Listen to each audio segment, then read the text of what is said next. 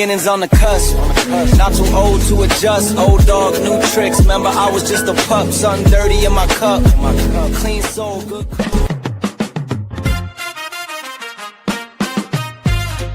Yeah.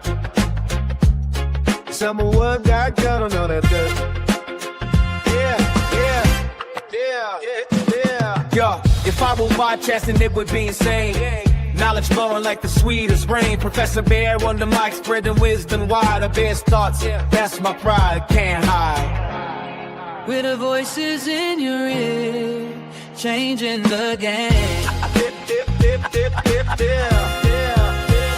If I rule podcast.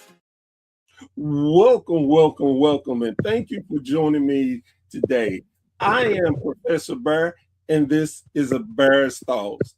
Guys, girls, I have been very blessed on doing this podcast to have some amazing guests on here. I've had legends, I've had up and newcomers, I've had just, you name it, I've had it. But I've actually ran across someone that I never thought I would have on my show. And this is a Guinness Book of World Record person. Welcome, Paul Majors. Paul, how are you doing today, sir? Doing fantastic. Thanks for having me. Oh, no problem. So, as we talked off air a little bit, I wanted to know, but I didn't want to find out until you told me. Can you tell me and my audience what you are in the Guinness Book of World Records for? I am in the Guinness World Records for identifying the most WWE themes in a minute with 35. Wow. 35 in a minute? Yes. So wait a minute. So how did they do it? Did they play snippets or how? Yeah, basically, they play theme songs. They play it, and I would guess the song, basically. And it was what it is. Guinness World Records posted this Ross Tweedle from Cultaholic. It was a little over a year ago. I guess he did the record, and he got 20 initially. And I saw it, and I was like, you know what, I could probably do this. I practiced home and got like around 25 or so, and I would practice it. And then I went to the city of Florissant. I was to get it official. They want you to have witnesses, timekeepers, all that. So I went to the city of Florissant, got that all official, and I did it there. I did a couple practice runs, and then the final run, and I got 35. Wow, that is amazing. Now, what amazes me about that, because I'm a lifelong wrestling fan. I'm 52 years old, and I know theme music, but there's no way in the hell I'll be able to probably get 10 in a minute, more or less 25, or come close to your record. Yeah, I was pretty shocked myself. I mean, I knew I could get in the 20 range, but I mean, and it's hard to get I mean, I don't know. It was crazy. Like, I just couldn't believe it. And I was ecstatic and happy. And my friends were proud of me and couldn't believe it. And it was just the process of getting it. I did it actually February of last year. And it took literally just about a year to finally get it approved from Guinness and get my official certification and everything. So yeah, it was a kind of a long process. Oh, wow. So when you decided, hey, I'm going to do this, what was your training routine like? Just basically just going through like playlists, go online, YouTube and stuff like that, Spotify, just playing songs, wrestling songs and stuff, and just listening. Yeah, and I've just been knowledgeable. I've been knowledgeable wrestling 30 years, and the theme music, something that stands out to me, the music, and I've known like wrestlers from, you name it, and groups, this and that, like I said, I go from like, the Stone Cold Shawn Michaels to like Ahmed Johnson or Aldo Montoya or something, I mean, and then I've just fought. So I know like a majority chunk of the wrestling themes and the ones that, stand out to me and I know and stuff like that. So it's just, yeah. I do have a question, because as you probably know this, there are some theme songs they've used 2 and 3 times for different wrestlers. How did you get that? Well, then it did have that, but usually, like I said, I do know, like I've just, like I said, I've known and followed wrestling for all these years, and I've known, like, people have had some of them, their oddball themes or something. Like Stone Cold had the Alliance theme, Undertaker had, they've had corporate ministry theme, or he had his 1998 theme. I've known the wrestlers, like, in their musics, they've had different variations of their themes and stuff. So, man, that is super amazing. And also, you've gotten me to do something that I think I have not done since I started doing this. Once I got comfortable doing the podcast, my first question usually off the bat is, how did you become a wrestling fan? But that just to know that you have done that, what do you still go? Well, let me ask you this question. You're involved in wrestling independence, correct? yes. So when you go, do you get people that know this about you and want autographs or anything? I mean, I don't know. Like my Fed, they do like it. They're happy for me, and they were promoting it when it happened and stuff like that. I mean, I wouldn't say I'm like a famous celebrity. It's a cool thing, and it did when it actually officially happened. It was kind of like had some people notice me, show their congratulations, stuff like that. And I actually got to be on St. Louis Public Radio. I got to be interviewed for the radio, so that was pretty cool. So, I made like a school appearance here at a local school here in Florissant, high school. So I've done like a few things here and there. I wouldn't say I'm like a huge famous celebrity or anything, but I mean, it's got some little things out of it that happened. Well, I was going to say, I mean, you made it to a Bears thought. I mean, you got to understand how big you are if you can make it to a Bears thought. I mean, hey, I'm just saying that's what a little cub told me anyway. I don't, But with that being said, how did you become a wrestling fan? Well, just like I just started. I started literally this year be 30 years ago, and basically I stumbled upon Raw one night, and basically my favorite as a kid, seeing Shawn Michaels was the guy I saw, and seeing him, his wrestling and what he did, and he was like my favorite all-around wrestler, say. And that era that also got me into was NWO, seeing that, and yet what they did with wrestling, that got really, the Monday Night Wars really, I would say, got me really into wrestling. Like the 90s and like I'd say early to mid 2000s was like my favorite wrestling era that I followed. And the 90s was, like I said, was probably be a peak. The Attitude Era and the Monday Night Wars was a peak wrestling for me. Right. So, who is your favorite wrestler of all time? Well, like I said, Shawn Michaels. I pick. I have like a few favorites. If I pick, like I would say also like Kurt Angle, the Hart Brothers, Mr. Perfect, and like Scott Hall, Razor Ramon. That's cool. That's very cool. So, tell me about the promotion that you work for currently. Promotion I work for currently is based out of Illinois. They do shows mostly Godfrey, Illinois. It's a border of Alton and St. Louis. The Midwest Wrestling Coalition. They just started last year. It's a new fed. We have a lot of it. Wrestling has been booming here in St. Louis. We probably got over 10 feds. Wow. It's been booming. There's a lot of and it's funny. These shows each month have been booking literally the same day as the like of the 21st. There was like 6 or 7 shows and it's like, how do you pick? And it was hard, but right. I mean, I'm sticking with mine because literally my fed, I appreciate them. They're the only, I message feds and try to reach out, and most people didn't care or left me on red, but Midwest Wrestling Coalition cared about me, appreciated me, this and that, and took me in under their wing, and they saw potential I had. At first I was managing my friend Jamal in a match, and I became a manager and managed other wrestlers and stuff. and I performed it in beginning of the show and intermission. I would perform like couple rap songs and stuff. I did a song I made for a Mario Perdue. Mario Perdue is an NWA Chicago champion right now for NWA Chicago, and he wrestles for our Fed coalition. And I made a song for him and did a little intro for him, like when he came out, and I was in the ring with Alex Taylor, so that was pretty cool. Did that. And I Fed just recently in February wanted to try something new with me this year. They debuted me as a ring announcer.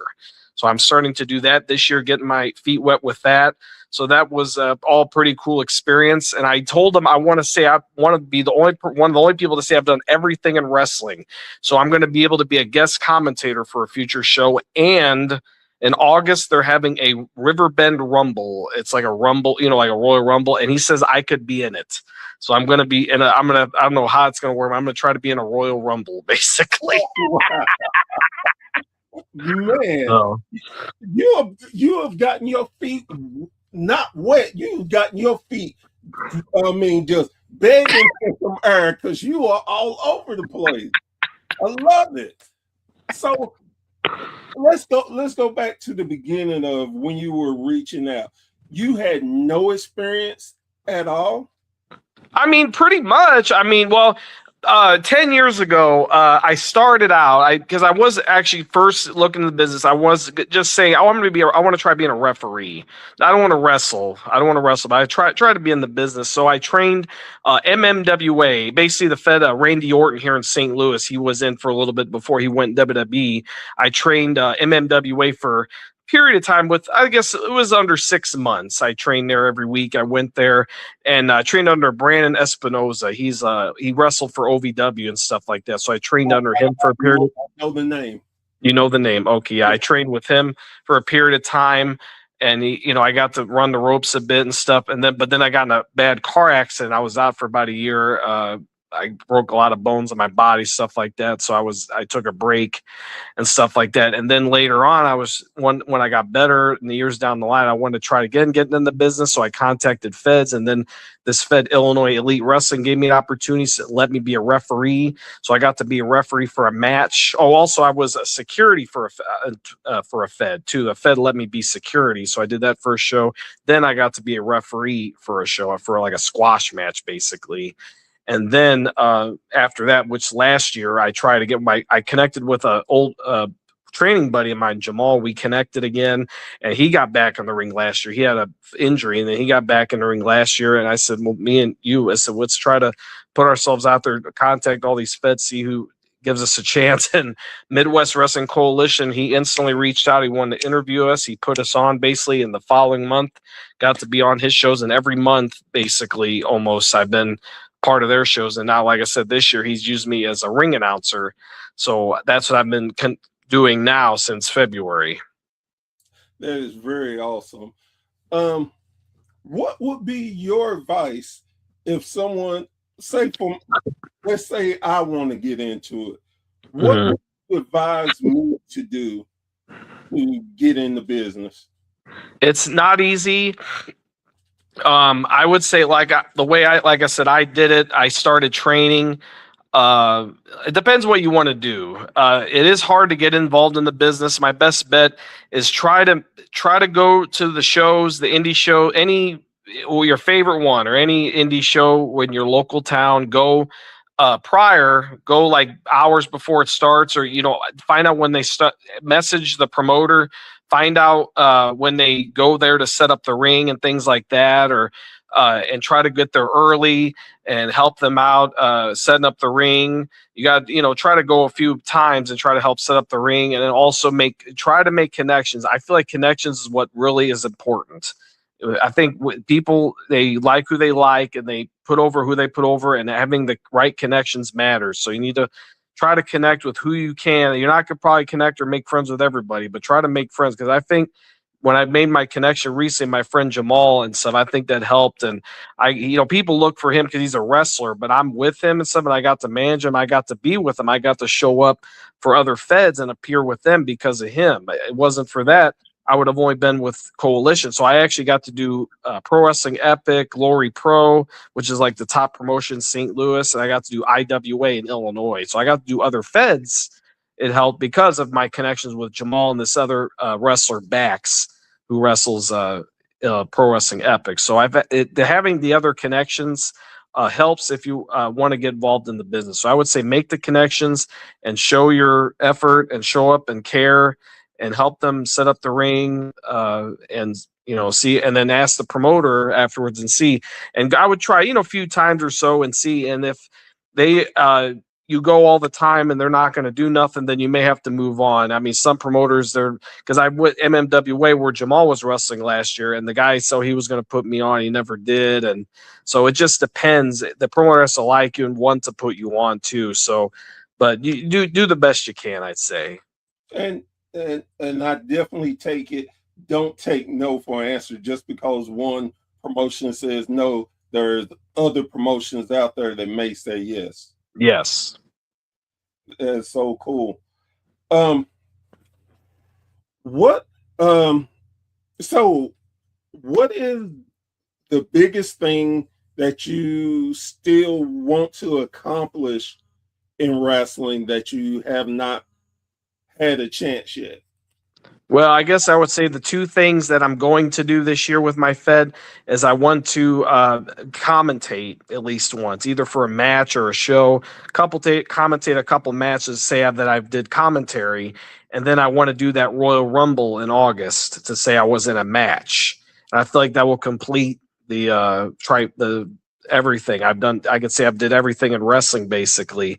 And my next dream, I have been applying since this past month. I try to apply every week. I've been applying for WWE. That's my next dream. And having all this stuff under my belt, I feel like I have possibility and potential that maybe, they would call me up for something. I mean, they could use me as an extra for security, or maybe even a referee. They need a referee, or I could be a manager for some. Even if it's NXT or Evolve, I don't care. I just like to be on the show of anything. I don't care what it is. If it's in front of 10 people on Evolve, or 100 people NXT, or thousands on Raw, or 50,000 WrestleMania, I don't care. I just like to be a part of their show. And I think that's mostly everybody's dream. We all have that end goal to be what we think is the top. Now, for me, at the time, I always wanted to be in NWA/WCW because that's what I grew up on. And I used to think, man, there's no ultimate. Now, don't get me wrong, I love WWE, but it was more, I grew up on WCW, NWA. So for me, I was like, oh, that would be my ultimate dream. And now, to be honest, I guess my ultimate dream is just to be more known as a podcaster. I got a chance to step in a ring.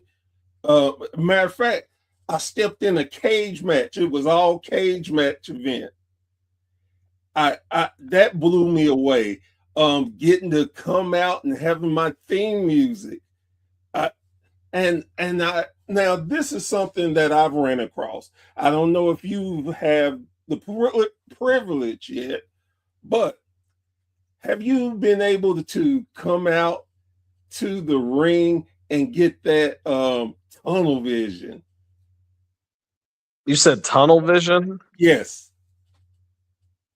I mean, I'm not sure exactly. I mean, let me explain it to you. So when they hit my music and I walked out, of course I heard the crowd and my music, but then it went away. It was like a tunnel. I couldn't see anybody. I couldn't even hear my theme music. wow. Just going to the ring, giving high fives, and I couldn't tell you not one person's face because Wow. it was just, and I've heard wrestlers say this before, and it's like, oh wow, they're happy I'm out there cheering or they're booing or whatever, but it got so impactful that I literally had a tunnel vision. I couldn't see, hear anything. I I saw where I was supposed to walk up the steps, get in the ring, and as soon as I hit the ring, it, I I just lost it. It was like, oh my God, I am in a ring. Oh my God, there are people cheering for me. So that's what I mean by getting the tunnel vision. Okay. I guess I could kind of say I had that. And Yeah. and for me, that experience, just to be able to say, "Hey, I was in a ring, I was in a storyline," because like you are, I can't do the bumps and stuff, but it was like, wow, this is as close as I'm going to get to being in a actual match, actual storyline. It was so amazing.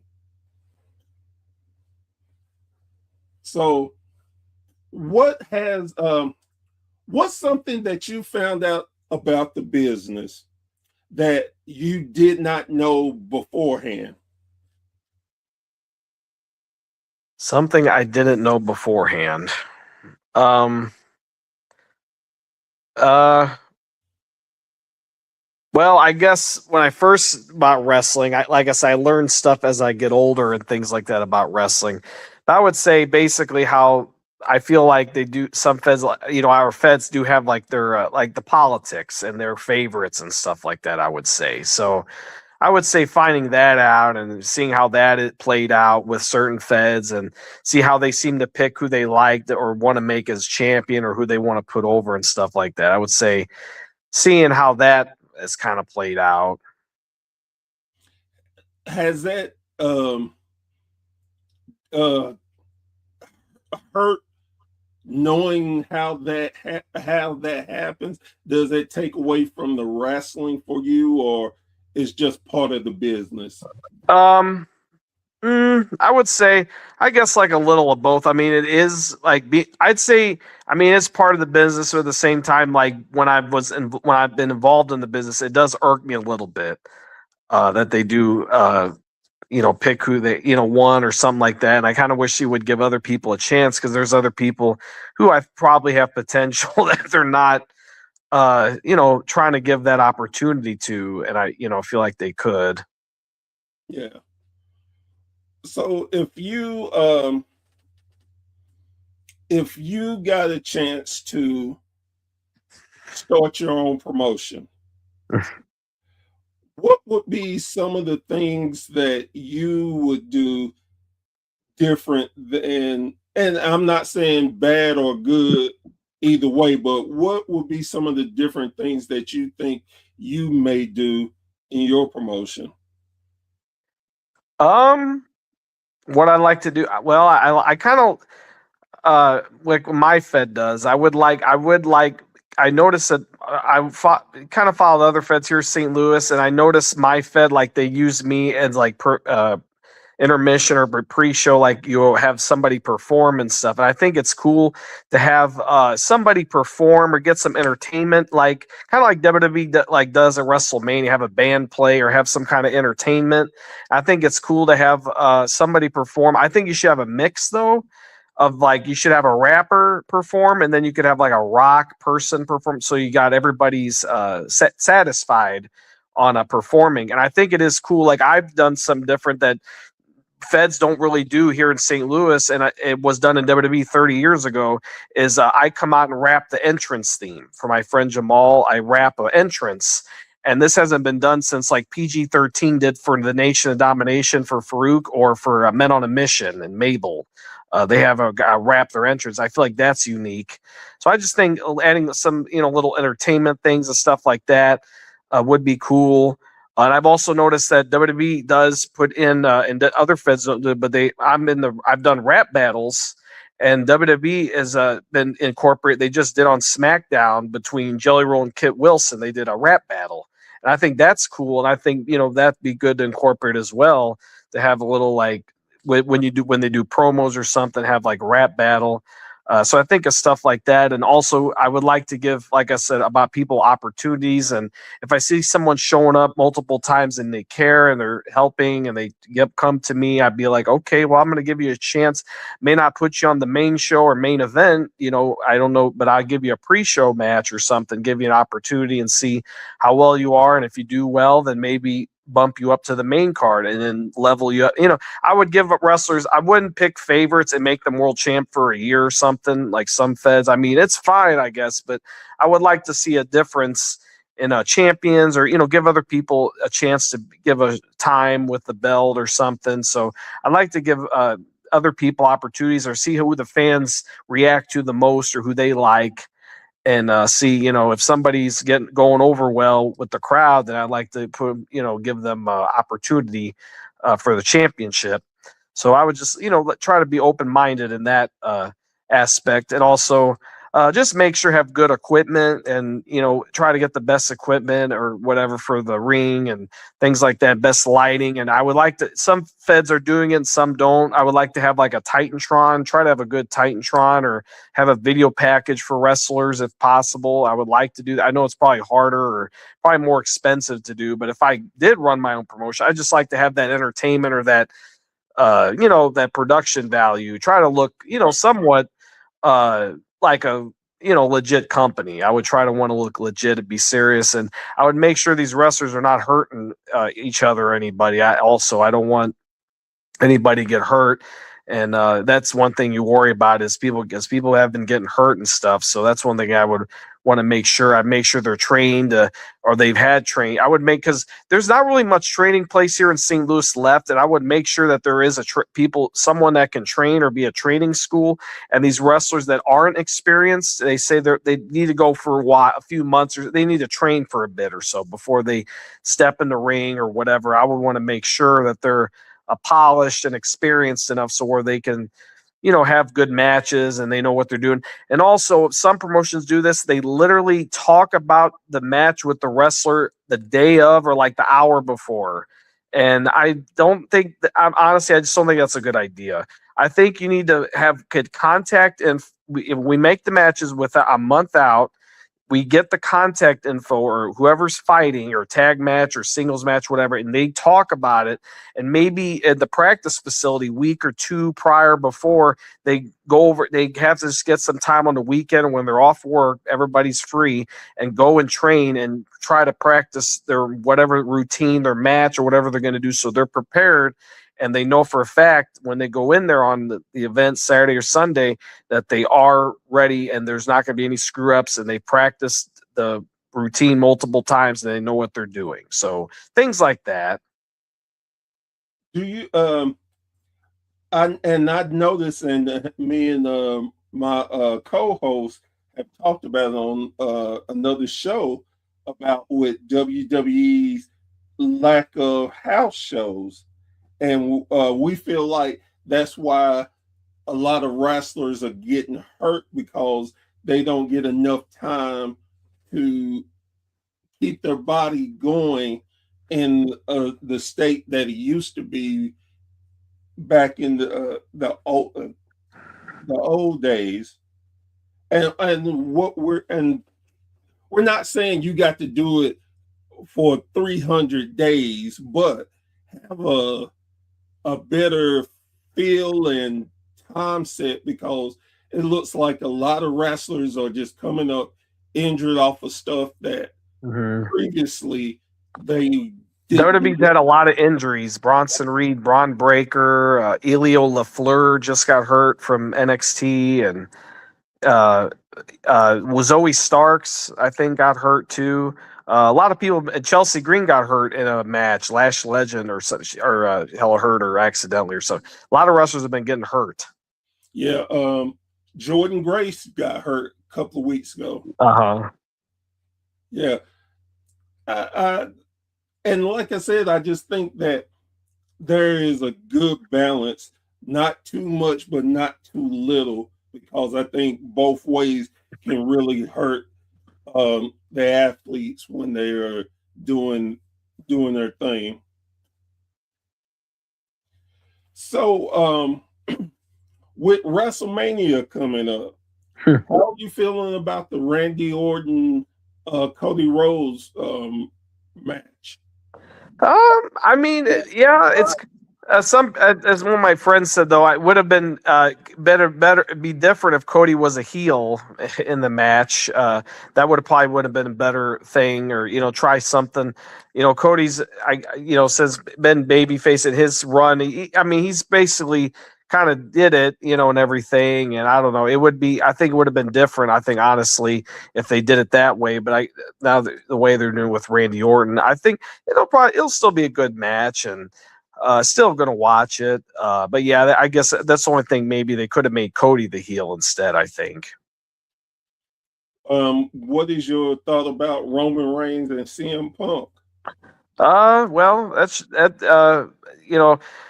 Well, honestly, it'll be good, I think. But I just think Roman Reigns is getting the main event spot too much.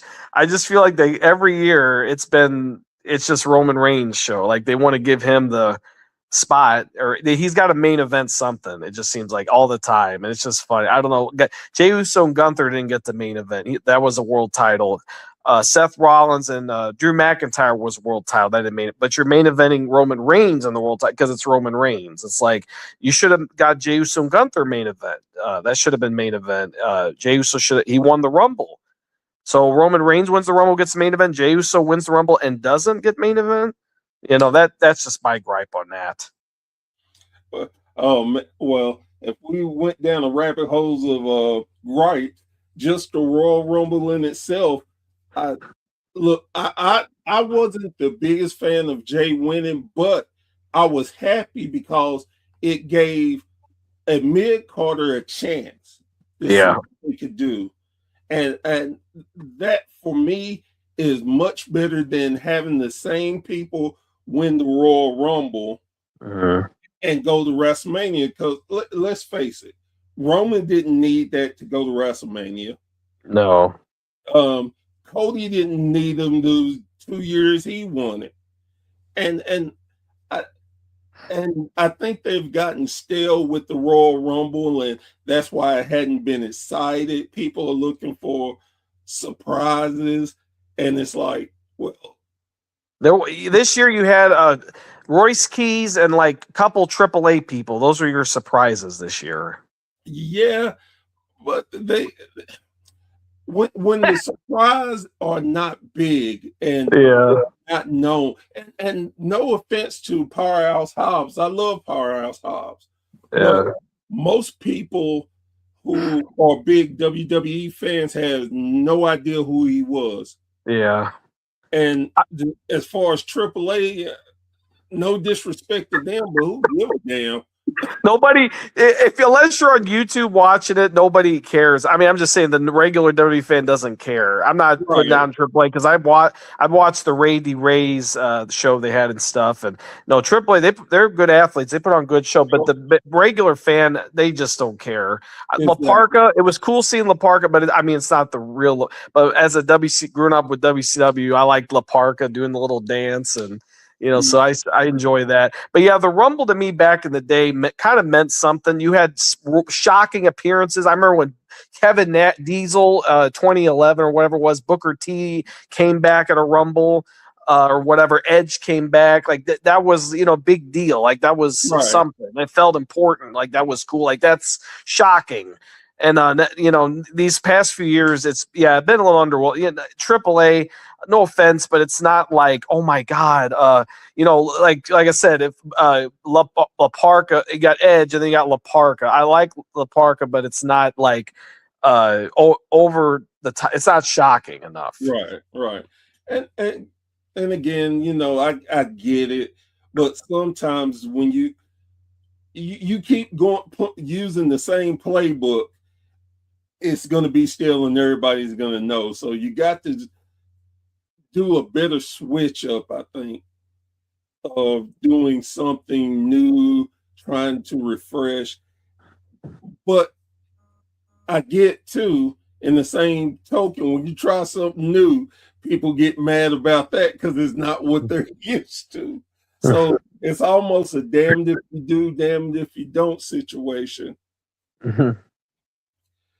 So, with all this you have going this year, and would your younger self have imagined that you would have been this far into wrestling and everything that you got to do? No, I would have not thought 30 years ago all the stuff that's happened to me or have done and accomplished. I definitely would have not imagined to be where I'm at today and what I've done. So no, definitely. I liked wrestling as a kid and everything, or growing up, and I just never thought I'd be involved in the business or any way, shape, or form, or have done something like I said, the Guinness World Record. I just didn't think any of this stuff would happen. I just, like I said, I'm kind of been a go getter and just been trying as go for what I can in life and just try and shoot for it. And it's just, yeah, I've just been happy and I'm glad to accomplish that other thing. And I've also put my hand in other things, non wrestling related, but like I said, I've done the battle rap and rapping. I've been a part of a rap group. We put on an album on Spotify, iTunes. I actually last year retried, debuted a stand up comedy, tried that. So I've delved my hand and done tried to as much different things that I could do in the entertainment world. So cool. And what I like about that you're just willing to give it a try, because I'm one of the first people who will admit I've let a lot of things in life get past me because I was too scared to fail. And it took a long time before I realized I was failing long before, because I didn't try. You know where life will lead you or what you'll be able to accomplish unless you try. So I definitely commend you on that. And I just want to thank you for being on my show. Again, you helped me conquer another part of doing my podcast that I never thought I could be able to say I did, and that's talk to a Guinness Book holder. It's so cool. So, man, would you like to give any shout outs or anything before we end the? Sure. Yeah. Shout outs to the St. Louis wrestling community, to all the feds that I've been a part of: Glory Pro, Pro Wrestling Epic, IWA Productions, MMWA, South Broadway, and also my Fed that I am a part of, the Midwest Wrestling Coalition. And shout out to my wrestling friends, Nick, Jamal, and Matt. Cool guys, and Jamal hustling out there. He's wrestling. And he's going to be involved in this. There's a tournament my Fed's doing in the next show in April. He's in with a tag match. It's like a mixed tag tournament or something. There's some called the Pie Saw Cup, it's called, or something. And they're doing a tournament. It's like a women and men teaming up and the winner gets a cup or something. It's something different they're doing. And shout to Jamal. Hopefully does well. Hopefully does well in the tournament, goes far, and yeah, and just keep watching follow my Fed, the Midwest Wrestling Coalition. Subscribe on YouTube for our shows, and then if you want to see me on there, the announce, or go on my YouTube channel, just type like Paul Major announcing or Paul Major entrance, and the red P. Click on my channel, and all my content is on there. All the stuff I've done, things like that. You could check me out. So cool. In May, I know ISCW is having a fan fest. SSCW. Yes. I always do it wrong. It is, yes. I'm actually going to be there. Oh. So if you decide to come, hopefully we can meet in person and talk and cut up a little bit. Okay. That'd be cool. I'm definitely looking forward to that because of so many people are going to be there. And I know the first three were amazing. And I'm just blessed that I'm getting to come to this fourth one. Okay. Cool. Yes, sir. So again, thank you so much for coming on my show. Wish you all the luck in everything you're doing, and hopefully we'll get to meet in person in May. Okay. All righty, my friend. Thank you. No problem. Guys, girls, thank you for joining me around the campfire one more time with another amazing guest. Again, something that if you take nothing else away from this interview, take this. You have to try to succeed. Never be scared to fail, because failure is just falling down. You just have to get up, wipe yourself off, and try again. Do not go down the road of being scared to attempt something, because if you are, you're failing right then. So you can get up and keep going until you succeed. And even if you don't, at least you can always say, I tried. That means so much more than saying, oh, I wish I could have, or I wish I did. Don't live your life on the wish I could have.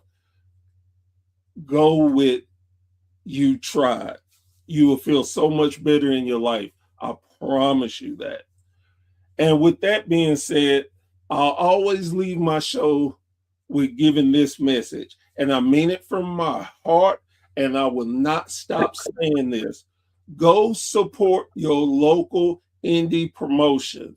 There are so many great promotions out here, but we don't go because, oh, they're not WWE or they're not AEW. They don't have to be, and they can still be great promotion. You get a different perspective that WWE cannot give you. I'm not saying it's worse. I'm not saying it's better. But what I'm saying is it's a feeling that you cannot replicate anywhere else unless you're doing it in the indies. I promise you, you will have fun.